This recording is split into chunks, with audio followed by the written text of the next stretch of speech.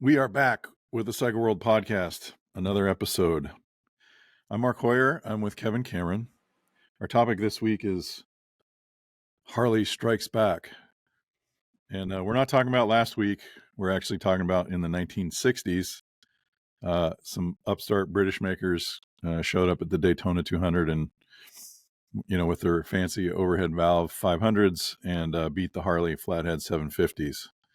And really, Kevin, that's kind of where I want to start is how ridiculous is it that in this 1967 that Harley was racing a Flathead? It's just crazy. I mean, NASCAR. It is. Yeah. But there they were. But now, NASCAR is using 427 overhead, Ford's like, here's our camera, like, check it out. We have all the power, just doing things that were actually, moving forward. And here we are racing Flatheads. And as we'll find out later, putting essentially air quote, I just made the air quote sign, folks, air quote, quarter-inch head gaskets to find out about, engine running and breathing. And that's sort of the West Coast. That was a West Coast development with, was that Axtell or Branch? And Neil Keane. There's lots to talk about. There's a lot of really interesting stuff here, but Dick O'Brien was the Harley-Davidson, racing manager at the time. From 1957, yeah. 1957. He's, he's OB, they call him. He was legendary nuclear profanity out of the guy's mouth. It was awesome. I interviewed him in Florida. He was doing, I called him. He was working in Florida, and he was like, God damn it, you just keep sending me these fucking, and then profanity, NASCAR heads, and they're still asking Jerry Branch in his dotage retirement in Florida to port some NASCAR heads for him. So, knew what was up, and a lot of profanity, and ran the race department forever. But you have an interesting story about where he came from circa World War II. Yeah, I went to see him, and he said, come to the house. So we sat around and talked about things. And he said that a really exciting thing in his life was that when he was in the services, he worked in a unit whose job was to restore to flight status captured enemy aircraft so that they could be evaluated by U.S. test pilots to discover their special strengths and weaknesses so that American pilots would have tactics that would work against those aircraft. And he said, we worked around the clock. He said, all those rules about uniforms and buttons and things like that, just out the window. All they wanted was ready to fly aircraft. How cool is that? Yeah. Very cool, yes. Amazing. So he said, then the war ended, and suddenly the uniform regulations were back in, and everybody quit. And that was the end of that unit. Never did another bit of useful work as long as it existed. But that's sort of what you expect in wartime. Results. And in peacetime, well, we have these regulations for a reason, don't we? So we're going to enforce them. So post-war, Indian won the first two Daytona 200s. And probably equipment, big base motors left over from before the war.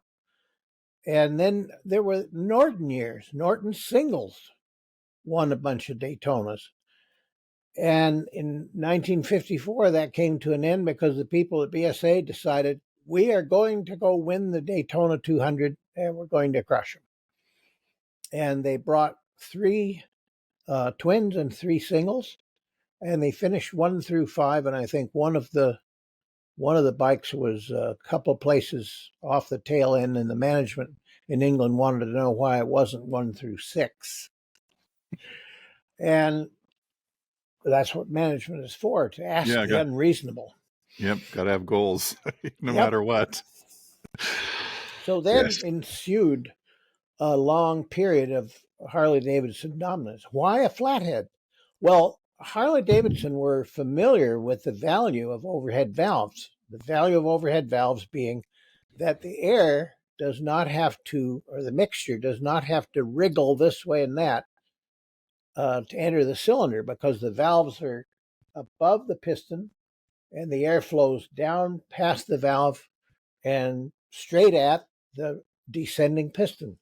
So it's a very comfortable arrangement and Yeah, flows pausing well. a moment to help out folks who have never looked at a flathead and don't know what a flathead is. It's understandable, but Yes. essentially you have an engine block that's sitting on top of the crankcase, and the piston is in the engine block, and then next to that in the engine block are the valves pointing, the heads of the valves pointing up.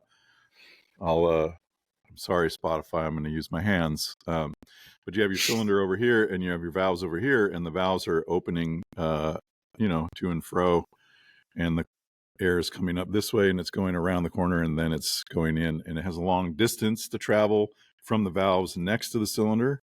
And then you have a combustion chamber that is a warehouse compared to something that you could make with overhead valve. It existed for one tremendous reason, which was it was dead easy, even at a low compression ratio, to give that engine squish, because all you had to do is bring the part of the cylinder head down close enough to the piston top that when the piston approached top dead center, the mixture between it and the head was whoosh, blown into the combustion chamber over the valves, which are, as Mark noted, right next door.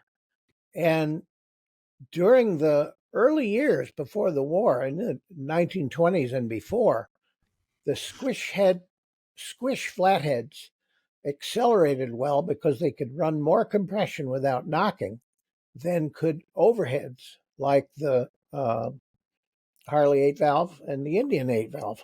Well, Harry Ricardo made a lot of money on the Ricardo heads, that design. So Ricardo was an engine researcher, as Kevin has pointed out in the past. He didn't like math, and what's good about that is, he used math, but his books are written in words that we understand. And so if you've never seen the high-speed internal combustion engine by Harry Ricardo, you ought to grab that because it's spectacular.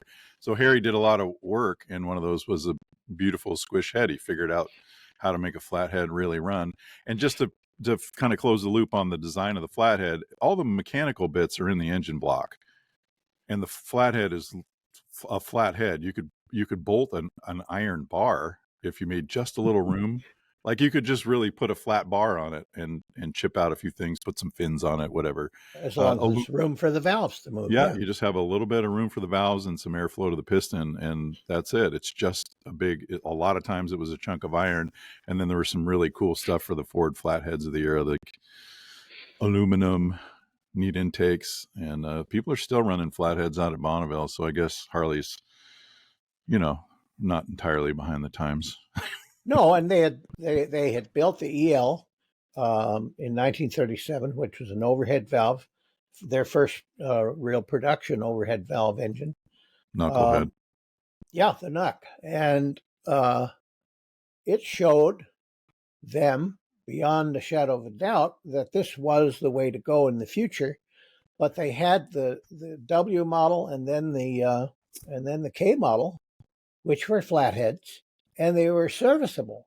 Under the AMA's rules, a flathead could have 750 cc's and an overhead could have 500.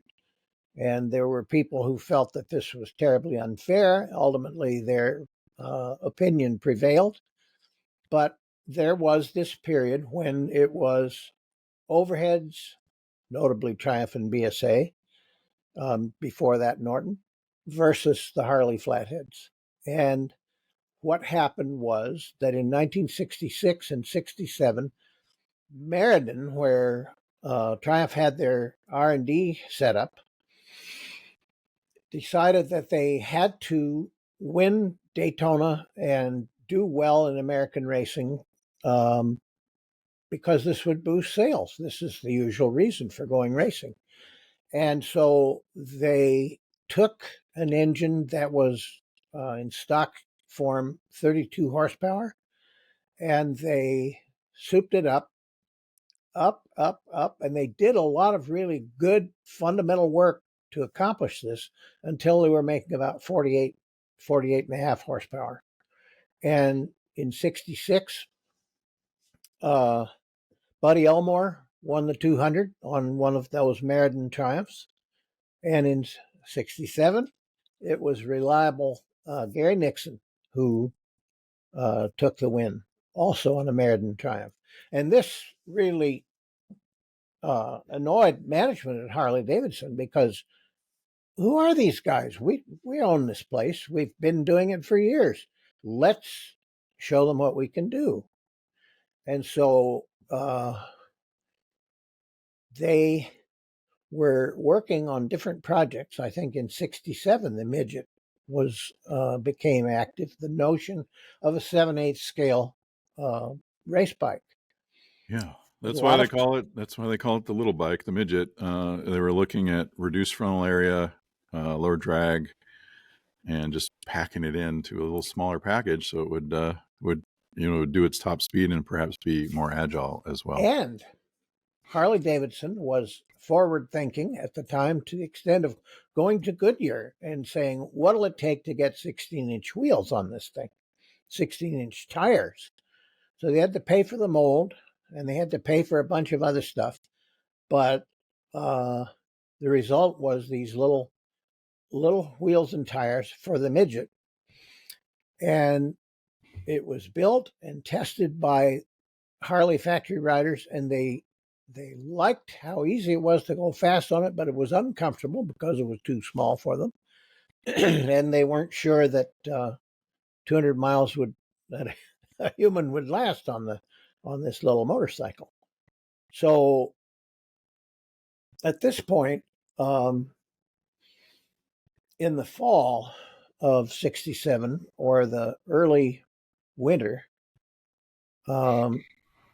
bunch of guys were at C.R. Axtell's shop. Now, Axtell ran a dyno, and he did comprehensive engine modifications, and he basically existed for Ascot, the track in California that sustained so many riders in this period, and which was actually an engine development university, because all the talents gravitated to Ascot, and ideas that worked, you could see them clearly.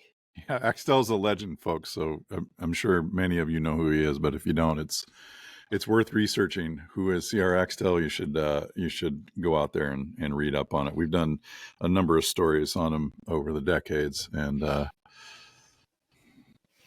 great work. Neil Keane was one of those present at the time, and Neil was a strong rider in his day, and when he retired from racing, he began making chassis. And he was a man who stayed with it. He wasn't one of these people that retired to the porch with a rug over his knees. Well, he was really something, because he was such a great rider, and he was constantly developing his equipment. Yes. And not like, oh, I'm going to open the spark plug gap, but doing really fundamental research, hands-on fundamental research tested at Ascot. So there's a customer's Harley KR, the Flathead racer, sitting, waiting to be worked over. And they got to talking about the Flathead idea.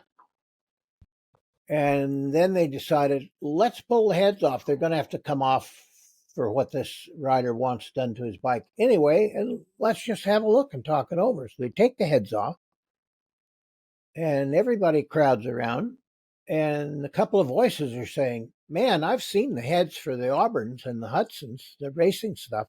This is completely different. Wonder what's going on there. I mean, it looks restricted, and it doesn't look. And then another voice popped up and said, why don't we make a couple of 1/4-inch head gaskets and try it? That would do away with any restriction, but it would also put the compression ratio down around Model T numbers, 3-1. So there was a hang up. Axtell's bandsaw blade welder. You had a big bandsaw with a blade welder. You buy the bandsaw material in bulk, cut it to length, draw it around, and it electrically welds the joint. And then there's a little grindstone there. You grind off the flash so it can go between the guide bars, and you have a bandsaw blade. What they wanted to do, they could saw out the outline of their quarter-inch head gaskets, but they wanted to saw out the interior outline, and that meant drilling a hole, passing a straight piece of bandsaw through it, and then welding the end so you had a captive blade. So there was a waiting time. People drank coffee at Axtell's, and Neil went out to somebody else's shop whose bandsaw welder was working, and he came back with the necessary stuff, and they completed making these quarter-inch head gaskets. A quarter inch is it's a fair amount. So they build the thing up with this extra combustion chamber volume, and it makes the same horsepower that a KR makes, race engine makes stock. So they knew they had something, because what they had given away in terms of reduced compression ratio, they had made up exactly in better flow from the two valves that are sort of over the horizon over there, and the air is having to come out of them and come across this through a little slot to the combustion chamber or to the cylinder bore, and then down to follow the piston sinking on intake stroke. So they talked about this for a while, and finally somebody says, let's call Obi and tell him what we got here. And so they phoned up Dick O'Brien and they explained what they had done.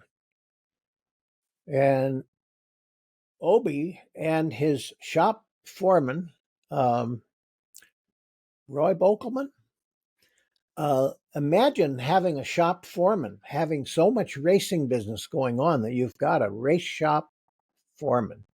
These were days when Harley-Davidson was in the R&D business in the old-time way.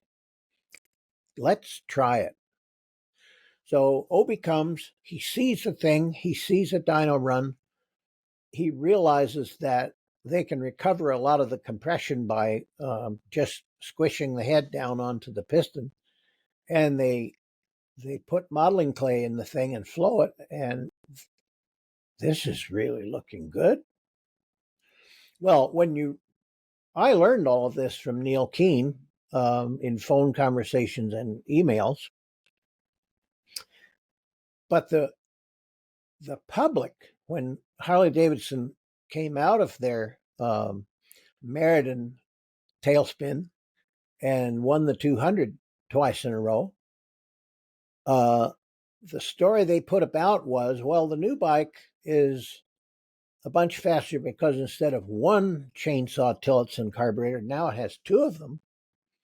And the other was that being at the CALTECH wind-tunnel with which was staffed by people who had done all kinds of aero work in the war, they had come up with a real fairing, not just a plow, an air plow. Because I have seen so many fairings on bikes that are narrow at the front and wide at the back. And as one aero grad student who went to Bonneville said to me, there's a lot of bikes and cars here that would go faster backwards. Because what you want to do is to get the air around the bulk of your machine up front and then pull the sides of the fairing in like the way an aircraft fuselage or a fish body tapers inward. Well, I talked to a longtime Bonneville motorcycle guy, and I said, "Well, how do you design your body work?" And he said, "You ever see a salmon?" Yeah, right. So this, people call it the CALTECH fairing, or the Harley fairing. And when put on a 250 that already had a fairing designed for it, it went faster than it did with its original fairing because it was not a snowplow, air plow. So the Flathead had all sorts of difficulties that it had to be overcome in years past, one of which was wet sumping, that instead of oil being shed from the crankshaft, being thrown into a receiver where the scavenge oil pump could pick it up, the scavenge pump would be either overcome or the oil would go in a different direction. And what would happen is that oil would whirl around between the crankshaft OD and the ID of the crankcase. And they called this wet sumping because a dry sump system has a scavenge pump that's supposed to take the oil away as fast as the crankshaft can shed it. But when this illness comes, it's like a high-speed viscosity measuring apparatus. And O'Brien told me, he said, when it happens, he said at Daytona or someplace with a fast straightaway, he said, it's like an invisible hand came down and just held your motorcycle back. You can see it slow right down. So they had to do a bunch of internal streamlining at different times to make sure that the oil shedding from the crankshaft actually did make it to the scavenge pump. And you'll see in the history of a lot of engines that had close-fitting crankcases on full-circle crankshaft flywheels, that one of the first modifications that anyone does on tuning is to take a 1/4 inch off the crank, which makes it a lot harder for it to trap oil in there and lose a lot of power and push the oil temperature way up so that instead of oil, you have water. So suddenly, Triumph's faced this 56 to 58 horsepower, absolutely transformed Harley. It's got this wonderful CALTECH fairing on it. It has dual carburation, and it has the powered up engine as a result of an accidental meeting of interested parties at C.R. Axtell's shop. Now, it's all very well to imagine that these corporations have giant electronic brains that spew out winning solutions. Well, yeah, go ahead. Sorry. But it often happens that this kind of cut and try discovers something that has been overlooked. So once they got this thing working, the compression ratio was just under 6-1. And the Triumphs were nowhere. I think the first year, the highest finishing Triumph was in 6th, and the second year it was in 9th. So the people in Meriden were still trying to improve their engine, but it was farther behind every year. So, and this led to a competition committee meeting at the end of '68, where Triumph representatives stood up and said, we want the new class in racing to be 650 cc's because we have a 650 that we can base our racer on. This is Class C racing, where the basis for any race engine has to be a production engine. And I'll throw air quotes out again and say yes, the air quote basis. Yes. Notionally. Not one of these. I was told once by an AMA official that a certain engine, we won't mention the maker's name, it's stock because it's the same amount of metal melted down and made into a different shape. Yeah. So we know that rules are there to serve whoever makes them. And Harley-Davidson had a 750 or they had the Sportster by this time, and they could easily make a 750 out of it. So they counter proposed that the new formula be 750 cc's, anything goes in terms of unsupercharged engines, OHV, overhead cam, two-stroke, bring it. We'll let you run it. And this was a wonderful thing because once it got its legs, this formula brought the Japanese companies in with their new 100 horsepower two-strokes. It brought Honda in 1970 with this tuned-up CB750. And we know the classic story about Dick Mann, the man of whom it was always said, I don't know where he came from. Damn, that guy's lucky. Yeah. But Dick Mann was the person who had the experience to say, this bike doesn't feel like 8250 RPM. This bike feels like 7800. That's how I'm going to ride it. And the other Hondas did not take account of the problems with the cam chain. Mann's bike had just had the cam chain replaced, and he put that race together, held the bike together with his skill, and won the race. So there was that.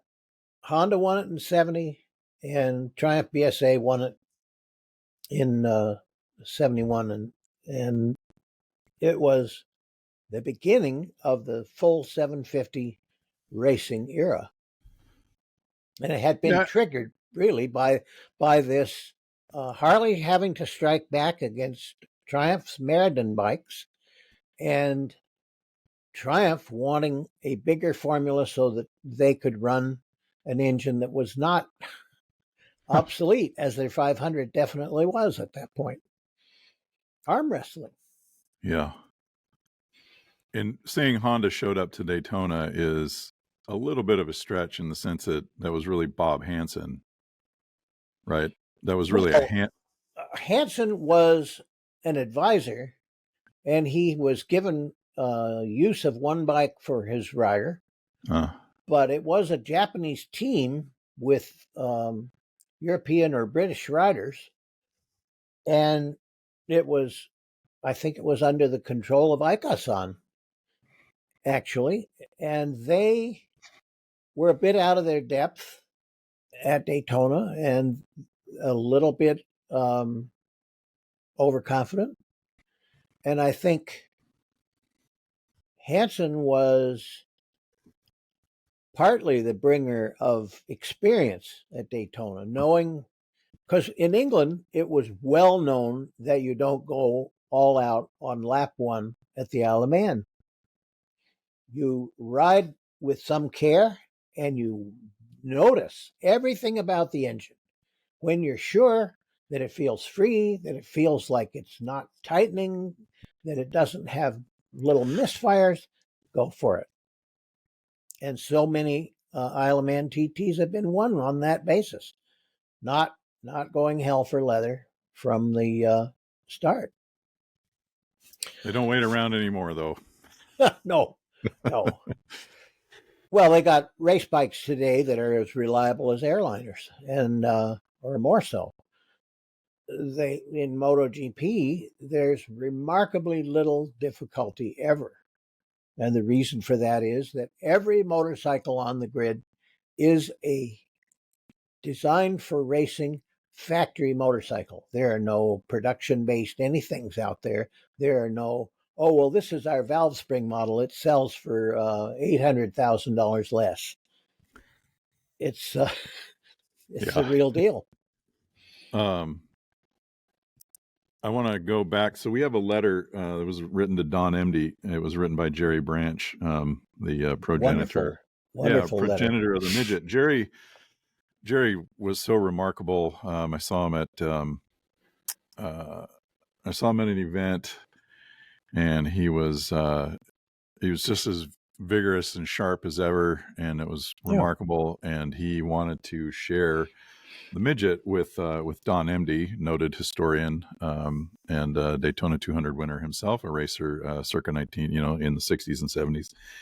And so Jerry wrote this letter, and there's lots of great things in here. We did a story on it for one of our print issues a number of years ago that Don wrote, and we had some photos that had never been seen. He said when we say 7/8 scale, one of the points in the letter was it's essentially the seat height was essentially about as high as a taller fella's knee. I mean, it was really small. And so that was one thing. The other was going into the wind tunnel at Caltech to test this. And this is just this is very interesting, and it's what we know about motorcycles. Motorcycles are wretched aerodynamically. They're just garbage. They don't have they just don't have enough, and wings are helping with certain things. But anyway, when test began, it was tested with the bare motorcycle, no fairing or rider. Caltech said it was the dirtiest thing they'd ever had in the wind tunnel, worse than a sheet of plywood of the same frontal area. That's wonderful. Yeah. I mean, that is just, it says this was, and this is, then we tested with the rider on board. This was also bad, really bad. So they bought a test dummy. They went to like some outfit in Sierra Madre, which is north of Los Angeles. And it was a company making test dummies for Ford and GM where they would crash the cars. And they were life size and life weight. And like the masses were aligned with what a human mass would be. So how heavy is your head? It's as tall as that. They got a test rider who was 5'7" and 160, and they put that in the put that on the motorcycle and tested that. And they worked on the fairing. So this is something that you've noticed, or I've noticed at Daytona. I think it was Rich Oliver racing at Daytona on his TZ 250, and he would come off the seat and make his back a more continuous arc with what was happening with the fairing. And that is what Harley did in the Caltech wind tunnel, was design the fairing to align with the dummy's back so that they could reduce the drag. And I've seen that at Daytona many times, where people will move their body so that their leathers stop flapping, or they do things to accommodate. They can feel their leathers lie down on their back rather than indicating that it's a terrible low pressure area. A low pressure area behind the motorcycle is drag, because you have positive pressure on the front, and if you add to that negative pressure on the back, then the engine is having to push really hard, because the difference between positive and negative is a large difference that has to be made up by engine torque. So the bike leaves behind it this terrible vortex assembly. It's just whirling little vortices, shedding from every part of the bike. And ad agencies love to show the motorcycle in the wind tunnel with these beautiful streamlines. They're so graceful, streaming past, and you think to yourself, "Oh, what mastery! They've made this nearly perfect vehicle." But when you actually get in the tunnel, you've got people who are accustomed to dealing with streamlined bodies, and they say, "This is the dirtiest thing Yeah. ever So seen." motorcycles are just bad that way. You put a body in the middle, and you can't make a big pellet out of it. They outlawed, the front of your fairing, I believe it's, has to be sort of in line with the axle, because back in the day, a Moto Guzzi V8, they made a big torpedo out of it. The fairing was like way the hell out in front of the bike, streamlining all of that and making that airflow, smoothing it out and trying to huck it off the back. So your look like a salmon. Yep. Your best advantage on a motorcycle really is reducing frontal area. That's the way you make progress, and that's the point of the Midget, of downsizing the bike. They said their best calculations thought they got 15% less frontal area on the Midget, and they thought they might get something on the order of 170 miles an hour out of it. They never ran it at Daytona, but they thought they might get 170 miles an hour out of it. They tested on the back stretch, which would have been at No, let's see. When the highest horsepower you got it. He's saying the highest horsepower we ever got out of the flatheads at the time was 57.3 at the countershaft sprocket. Another thing that is hard for people to believe was that we ran 4.7 to 1 compression. Yeah. The bikes would slow down by 10 to 15 mile an hour on high test gas. Just, if you don't have the compression, you don't need the octane. That's a good lesson for your street bikes, people. There's a big difference between high octane fuel and ordinary NACO, which is that volatility. You can build in as much octane number as you want by adding things like tryptane and the 4 good octane structures.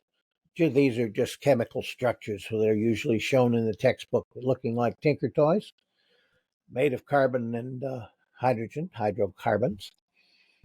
But those folded, highly stable, and therefore knock-resistant molecular structures don't evaporate very well. I almost said something unacceptable. So this is what actually lies behind stories about, we lost 300 revs on the top, and the crew chief went out to the Union 76 station and got some regular, and the RPM came back. Well, this is something that lots of race teams have had to learn, which is gasoline is not a pure substance. It has some highly volatile stuff on the low end, and on the high end, it's like lamp oil. And the deal is that the highly volatile stuff helps the whole thing to evaporate, and the heavier stuff is necessary to resist knock. But it can turn out. The lamp oil is what clogs your pilot jets, because the light stuff goes away, and then the lamp oil kind of goes and gets in those tiny gum. Gets in there, and they call it that in the textbook, existent gum. And imagine that somewhere floating in platonic space. Well, I don't know what they're doing with gas, here in California, what recipes they're putting in, but I let a car sit, and the center jets, they slide on a jet bearing. It has a diaphragm, and that's how you choke it. It's an enrichment. So it's an SU carburetor. So you pull the jet down on the needle. It's the It's the only orifice that fuel flows through. There's no idle circuit. It's just a single jet, and then the CV slide sits in it. And when you want it to be enriched, you pull the choke, and it slides the bearing. It slides the jet down in the bearing with a little fork underneath. They won't move. That stuff is like super glue, and I've used everything. The only thing that cuts the old gas is MEK, methyl ethyl ketone. And you don't want that on your cereal, folks. Like MEK, I don't even like having it around, So you just get a little jar and put a few drops and try to dissolve it that way. Well, there are a lot of fuel components that are listed by the state of California. And one of them is benzene. Benzene in northern Minnesota solidifies, but it's a wonderful fuel. It has an excellent high octane number, and trouble is that it mimics the 6 carbon ring structure that are common in plants. So it gets into your body, and it's like a secret agent. It's wearing plain clothes, looks like Mr. Average, but it gets incorporated into your metabolism, and you can become quite ill.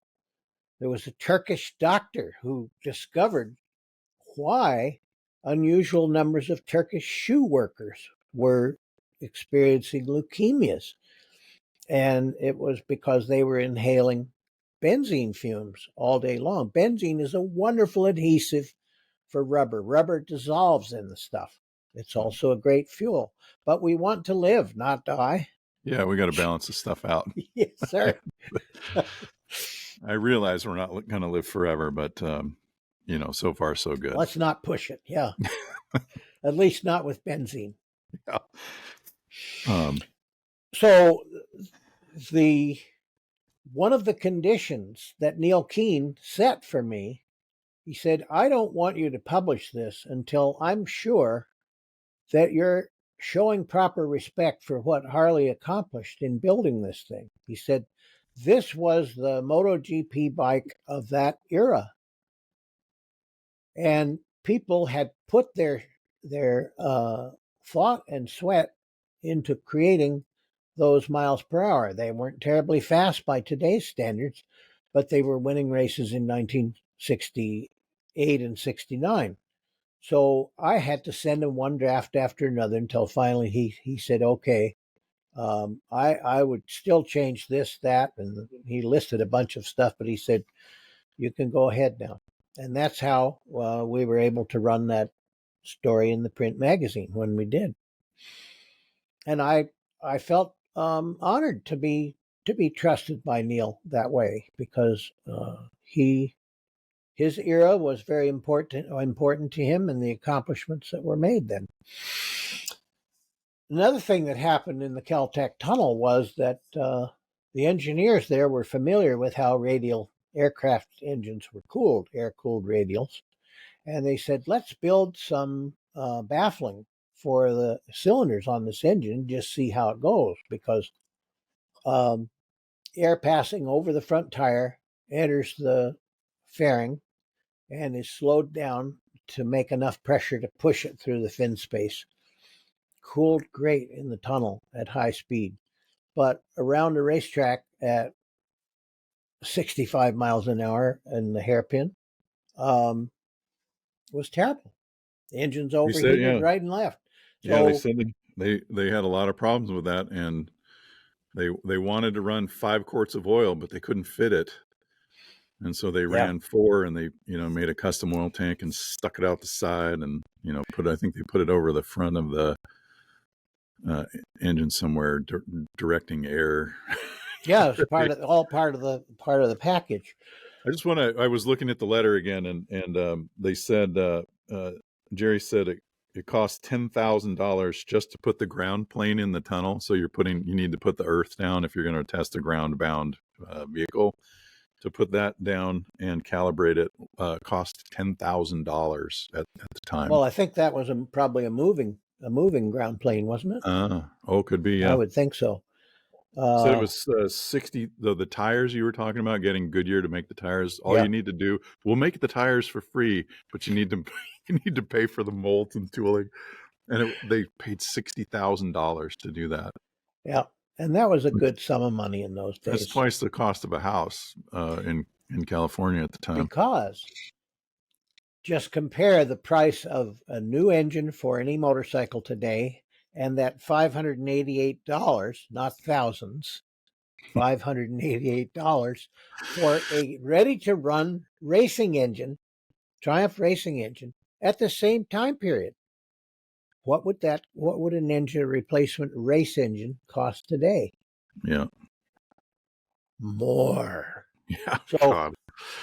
That $60,000 just shows you that Harley at that time were willing to spend money to get real results, and we have to admire that. Meriden, Triumph was doing the same in England. They were arm wrestling for the U.S. market, and to the extent that a Daytona win can improve success in the U.S. market, and in those days it did. But Triumph meanwhile, of course, they were making these big changes. The bike that they brought in 66 had an oiling problem to the connecting rods, and they scattered one engine after another. And when it came time to build something for the 200, they basically, it was like the college student sorting through his very much needing to go to the laundry underwear. How about these? No, not those. How about these? And eventually they got enough parts together that they built an engine that lasted and it won the race. They fixed the problem before 67 by switching the way oil was sent to the connecting rods. The 66 engine had the stock system, which had a grooved bearing on the timing side, and oil was pumped into that grooved plain bearing, and a hole drilled into the crankshaft rotated in the groove with the crank. Oil was supposed to flow in that hole against centrifugal force and then enter another drilling that went diagonally to the sludge trap. And this was not a good arrangement at 8,500 RPM, but it worked fine on the street. Worked fine. And this is one of the things that racing shows us. I think they broke a lot of crankshafts because they increased the specification of the steel twice before they got to a chrome molybdenum. People call it chrome moly. You've heard people say chrome moly. They got to a chrome moly crank that had the fillet radii where the crank pins join the crank sheets polished to a high finish in order to eliminate any little surface defects that might open up as cracks, because a lot of those crankshafts came to pieces. So they're working on all these problems. The swing arm consisted of two pieces of tubing brazed into a forged lug at the front, the pivot lug, and that was just not very stiff. One of the things I used to do when I was tech inspector is to take hold of the top of the rear tire of a bike that's on the inspection stand and yank it back and forth side to side to make sure swing arm bushings, check. Spokes are tight, check. Tire is inflated, check. It's a good test for your Norton Commando too, your isolastics. We should do a whole program on isolastics, but you can take the wheel and you shake it and you can say like, yeah, that's a little bit, you're supposed to have about 10 thou clearance with your isolastics, which is, again, we could spend 20 minutes talking about that, but it's good on any, especially older bike, it just give you an idea of what you might be in for. So they reinforced that by making a U-shaped steel pressing that welded along the length of the pivot tube and then welded along the length of the beams, like other motorcycles had at that time. The steering head was the most peculiar thing. All the tubes supporting the steering head attached to the bottom of it, so that most of the steering head stuck up, unsupported. So first they put a bracing tube from the region of the seat coming up diagonally to stiffen that up. Some brake hop is a symptom of a flexible steering head. You don't want to experience it. Some of those Triumph 500s did. So the next step, they changed the steering head so that it was located lower so that the tubes came in and actually braced it rather than just holding the bottom of it by their fingernails. Rational stuff. Things that if you were going racing with a production bike, you would give the thing a once-over and say, well, here's my list of things that I want done first. And they're all pretty obvious. Triumph was late in having more damping on rebound in the fork than on compression. They had a shuttle valve that greatly improved things for them. I believe the rebound damping was introduced on the 1958 Triumph Trophy. The street models didn't have it. 58 Triumph Trophy had rebound damping. The little shuttle that went up and down. Yeah. So another thing they did was the bearings supporting the camshaft, exhaust camshaft. In the past, the ignition cam had been mounted on the end of that. And so while the cam is lifting valves and jumping around in its oil clearance, bad things are happening to the ignition cam. And so they did what Mac McConney of Everett, Massachusetts, provided to them.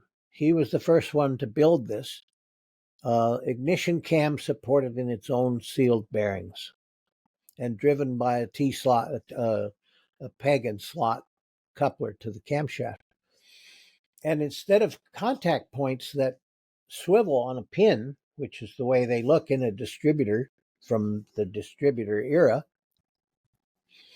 it used Bendix points, which were just a piece of spring steel with a contact on one end. The other end was anchored solidly, so it had minimum mass. It was quite stiff. It could follow the cam up to very high RPM, which is why Bendix used it in their magnetos. So there were all kinds of little details like this that had to be done before the stock Triumph could survive 200 miles of racing.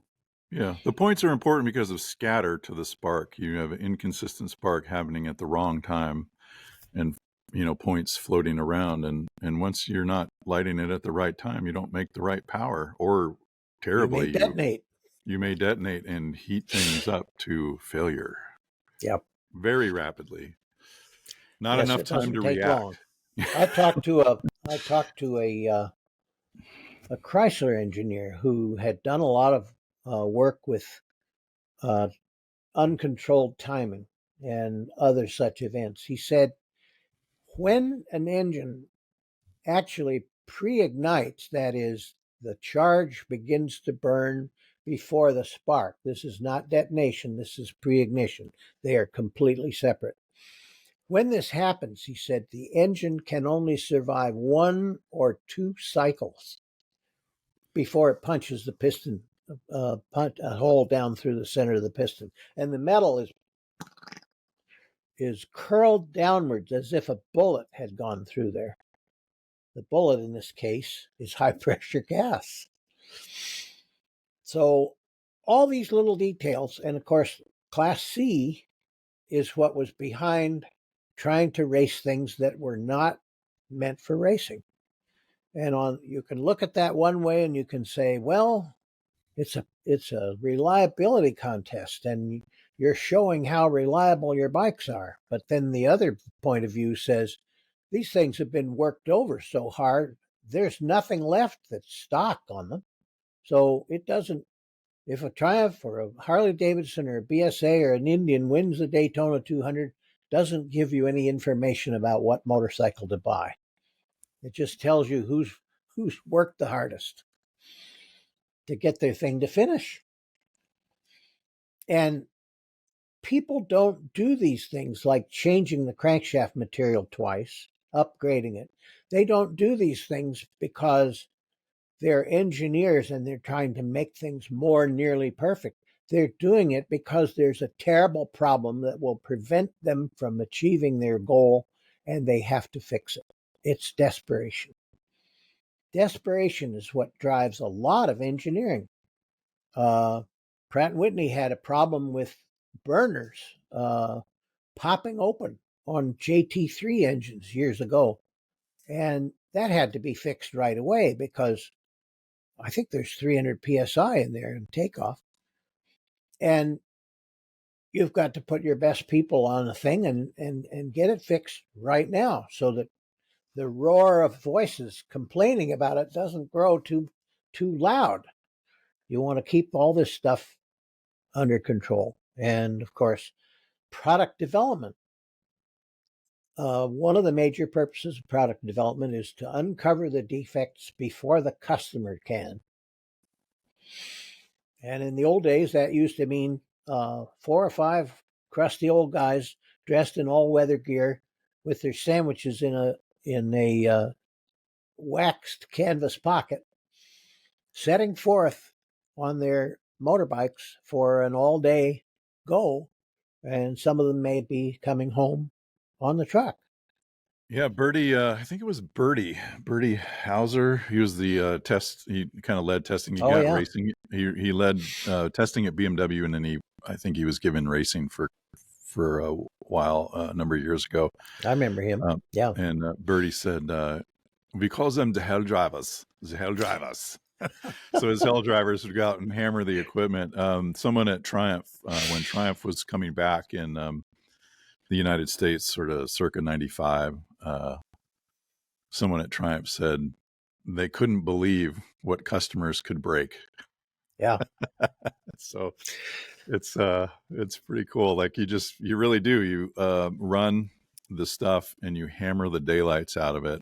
in hopes that you find every weakness before you deliver the product to the customer. And then even then, you'd be shocked at what we could break. Yes.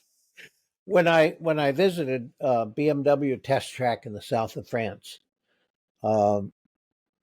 they made a presentation on their product testing, and they said our sales, the vigor of our sales and their constant increase is a result of our presenting a variety of attractive new models to the public often. If we just kept on making, instead of going 1200, 1250, 1300, 1350, they just stuck with the 1000 year after year, sales would slowly decline. So they have to have something that you can't do without. But if it doesn't live up to the BMW reliability standard, they're going to hear about it. So he said, what this has compelled us to do is to automate product testing wherever we can, so that when a bike goes on a test track, it is carrying a complicated and very fast computer and as many sensors as we can stick on the thing. And a lot of the preparation of the data for the engineers to look at takes place on that computer before the test is really quite over. So this is a whole segment of modernity that is not often talked about. How Well, can and you keep up? everyone's doing it. We're using BMW as an Yes. example, but Concours 14 launched 2007, 2008. We were up ripping around in Northern California, and they want to get to market. So the thing about building motorcycles and selling them for money is you have to be in the market. You have to go do that. You actually have to sell the bike. You can't just sit back and develop forever. You have to say, this is what we're selling. And it's a point that is sometimes lost on small makers who have dreams, but they aren't fully fledged, let's say. It's just happened. I've seen it happen. So Kawasaki knows they got to sell the bike, and they think, yeah, we're right there, but they never stopped testing. And they had a motorcycle on the press launch with a top trunk that was the computer you talk about, and it had just big bundles of wires disappearing all over that motorcycle. And I was just joking around with the Japanese engineers, and I said, bento box. And everybody laughed because it was bento box is what you have at your lunch in, basically. And, we all chuckled, but they were in there, grabbing data, and I was out there, dragging foot pegs and doing photos. It was and pretty this cool. is not a new idea, because when the B-29 was in flight test in 1942, they had two racks, tall racks with instrument dials, gauges on, just covered with them. And there were two movie cameras running continuously during the test. And as soon as the test aircraft landed, the film was handed to people who rushed it to processing.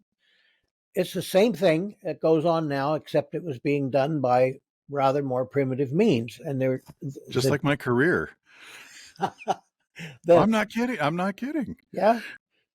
The data went to a special lab where all these data points were reduced to smooth curves that the engineers could look at and use them to decide what is going to be on the agenda for today's flight test.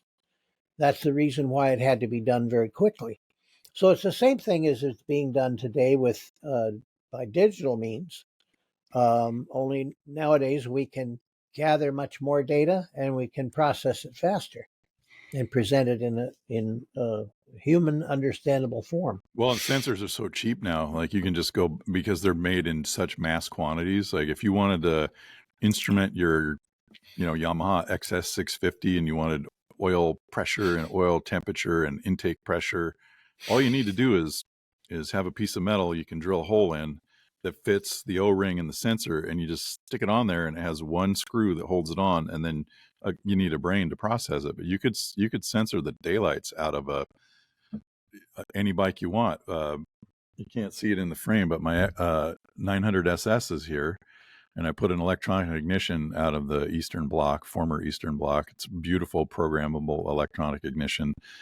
I could talk to you about that, but Ducatis have basically an idle and a high RPM. So they had like a 10 and a 35, and it was essentially a switch in between. There was no curve, it was just a switch. So you buy this and you get a curve, and you can program the curve and you can make it run really nice. It has other inputs. You can do quick shifters, you can do temperature things, pressure things.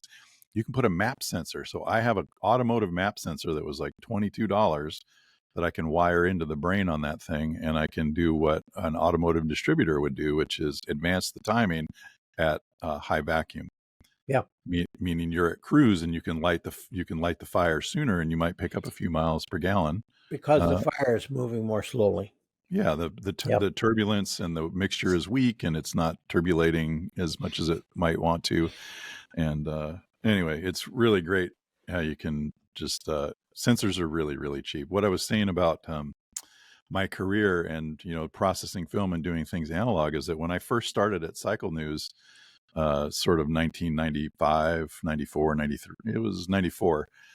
In 1995, I would get up, I bought a brand new Honda VFR 750, and I would get up at 4:00 in the morning on a Monday, because that was our day to print Cycle News. So Cycle News was America's weekly motorcycle newspaper, and we were printing it every week. And I would ride from my house in Brea, California. I would ride to LAX, and I would go to Delta Dash or one of the other airlines, and I would pick up unprocessed film sent from Grand Prix races, sent from the Nürburgring, sent from Assen. And I would take that film picked up at the airport directly to the lab in Long Beach, where the office was. There was a lab that we used and had an agreement with, that they would take the film from us, and we would be able to process it, get it back to the office, make the line screens, and print the story analog. And we had modems. I know this is like old guy stories, but we had modems where we were getting, Michael Scott would be sending in Michael Scott was a great reporter. He did PR and other things. And he would send it over by modem. The special modem phone would ring, and you'd run over there, and it had, wires. And then you'd take this handle and you'd pick it up, and you'd wait to hear just the right sound. You had to nail it, because it would make the old modem sounds that no one knows what they sound like anymore, but it's like ticking and, and you take that thing and you'd have to slam it into the rubber cups, the receiver. Yes. And you slam the phone in, and that audio message would be converted into the data that made the story that we could use on our like Windows 3.1 machines, like crank computers. And that was advanced. That was really advanced. And then we got email, and we were able to, send digital photos, and it's all wonderful, I'm sure. Yep. Well, we've wandered off from Harley-Davidson Flathead road racers, but that's kind of old timey too, isn't it? That's how things used to be, Flatheads. And we hope you enjoyed the program. Low compression, high compression racing, improving the breed. Aerodynamics, wind tunnel, spending money.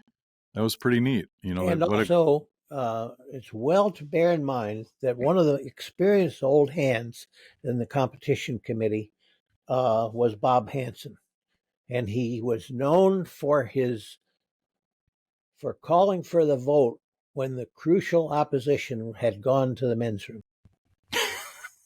Perfect. They had to watch politics, folks. Yeah, they had to watch out for him. Yeah. Well, good. Well, thanks for listening, folks. We appreciate it. This episode is brought to you by Octane Lending. You can go down in the description and click the Prequal Flex link. It's a great tool. If you'd like to get a loan to buy your next motorcycle, you can shop with us. You can head into a dealership knowing what you can afford and having the funds available to make the purchase. So it's a pretty cool tool. You can go over there, read all the disclosures, and find out about Octane Lending. We thank them. We could not do this episode or any of them without their gracious support. And we'll catch you next time. Thanks for listening.